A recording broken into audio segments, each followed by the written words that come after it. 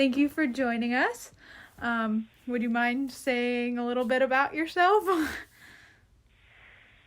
Um, for example, Kevin Calhoun's my name. I'm an electrical contractor, and I have been for a very, very, very long time.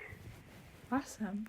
So, what education did you necessarily need for this profession? My path was to attend a technical high school, which accomplished all of the classroom time for an apprenticeship in the state of Connecticut, which is about 500 hours of classroom time. If somebody does not do a technical high school and attends a normal high school, they can do that classroom time in the evenings while they're serving their 4-year apprenticeship with an electrical contractor. Awesome. So, how did you get into this profession? What motivated you, would you say? Well, I looked at regular high school, and if I was going to do that, had an eye towards college, and then I convinced myself that books and school were not my favorite things. So I did attend Final Tech High School, which has an exploratory program for every new student to taste, if you will, the different classes, whether it's plumbing or electrical, nursing, etc., electronics, drafting. And then by doing the exploratory period, which is about 1 week in each shop, you get to decide which one interests you the most, and the teachers have some input as to your aptitude in it. Mm-hmm. And I chose electrical. Okay, so was there a moment, whether it be in your youth or now, where you knew that this was the right career to pursue, that this was the one for you?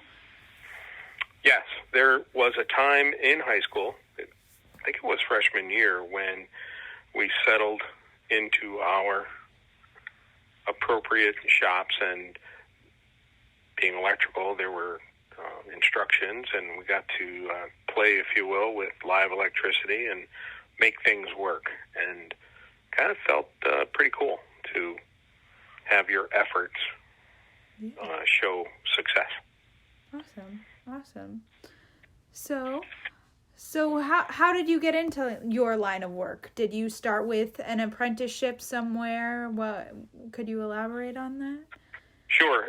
As a student at Vinyl Tech at that time, and I'm not sure if they still do it, if you were able to, as a senior, obtain a job with a contractor, in my case, an electrical contractor, to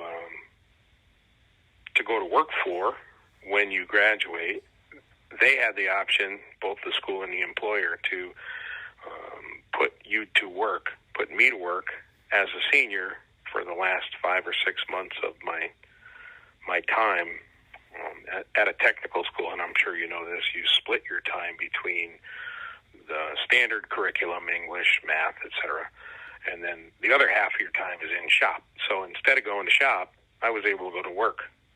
And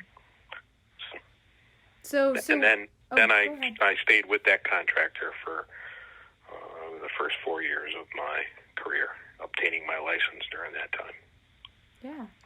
Yeah. So how would you describe, like, what is your title? How would you describe, your company? Tell us a little bit about that. How would you describe your line of work? So what I do now is not what I did when I graduated high school. Clearly, you advance, and today I am co-owner of Bloomfield Electric Company. We are a mid-sized electrical contracting firm with 30 people in the field and another 5 in the office. And so we do mostly commercial, some residential work. A typical project could be, we've done like half a dozen Aldi's stores in the last 4 or 5 years. We've wired large apartment complexes, both condos and apartments, 60, 70, 150 unit properties, and anywhere in between. We have a service department that does repairs, and we try to stay pretty active and involved in all aspects of what we can do. Yeah. So walk us through a day in your life, whether it be co-owner. What is your day like? So there are responsibilities that happen every day, and some happen generally every week. A typical day would be estimating, visiting clients and customers with the goal of getting more work. Also visiting our current projects to wear the project management hat, coordinate with the owners and our guys in the field for the things they're trying to accomplish, meet schedules, make sure staffing's correct, make sure tools are there, make sure the materials are there, and then change hats back in the office to paying bills, doing payroll, which we have an office manager that does a lot of the clerical aspects of it, but it's a team effort. And then, of course, handling the problems that pop up with customers changing their goals or creating unreasonable ones sometimes. But that's life, right, Kaylee? We all have people that do that. Of course. So what would you say is the most rewarding part of your job? Like, was there a moment where someone really appreciated a job well done? What makes you, motivated to go into work every day? Well, I would say when you ask it that way, I would say building relationships with both our staff, current staff, and even people that have moved on, and also with clients and customers. Again, with current clients and customers, and then some who have retired. An example of that would be, having somebody join our company 20 plus years ago as an apprentice and see that person grow in maturity and knowledge, and have our current clients and customers give us feedback on what a great job that person did for them. That's like a big win in that, we helped create the skill level and fostered an environment where they wanted to perform that way. It's pretty nice. Yeah, that is very rewarding. So as you touched upon challenges, as in if customers change their mind, is there any other challenges that you need to overcome, like whether it be on a daily basis or, overall as an electrician? And maybe not so much as an electrician, but as a business owner, in our efforts to keep 30 or so people busy, but not run them to death, we have to obtain work and there's 4 of us in here doing that, with an eye on what each other are doing so that our schedule flows somewhat smoothly for 30 people to have something to do every day forever. And, sometimes you are chasing a project and you get awarded that project, and then the customer says, well, I really need it done, right? We're in the middle of July. I need it done by September 1st. And it doesn't fit, perhaps, with all the other projects you're doing. That's a challenge to manage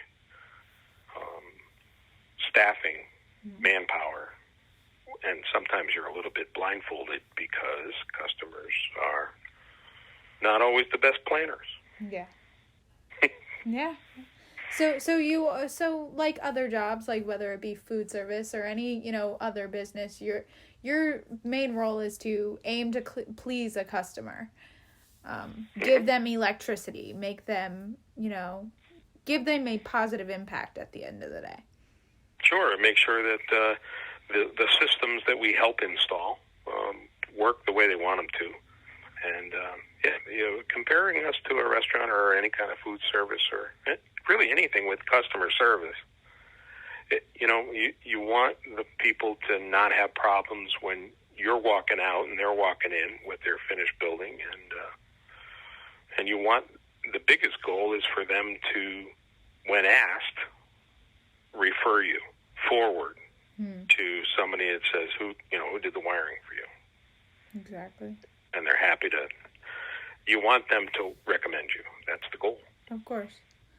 So what would your advice be for any teenagers, high schoolers, whether they go to a public school or a technical school? What advice would you give for them if they were interested, whether in entrepreneurship or becoming an electrician?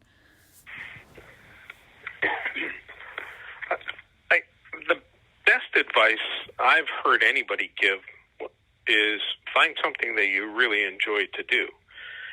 It's not always easy, and it's not always the same thing for your 40 plus years in the workforce. So if you can, we'll just speak of electrical because that's my area of knowledge. The way to figure out whether you're good at it or not and you enjoy it or not, it really is to jump in the water and take a job as an apprentice with someone, and with a contractor that is diverse. And by diverse, I mean doesn't just wire houses or doesn't just do solar work.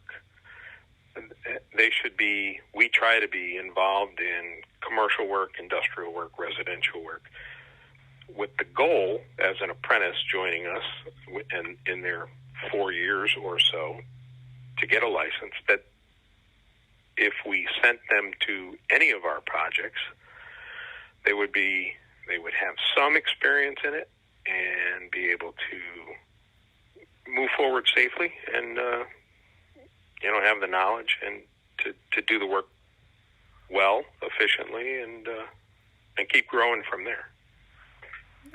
Awesome. Well, thank you. You gotta like what you're doing. Yeah.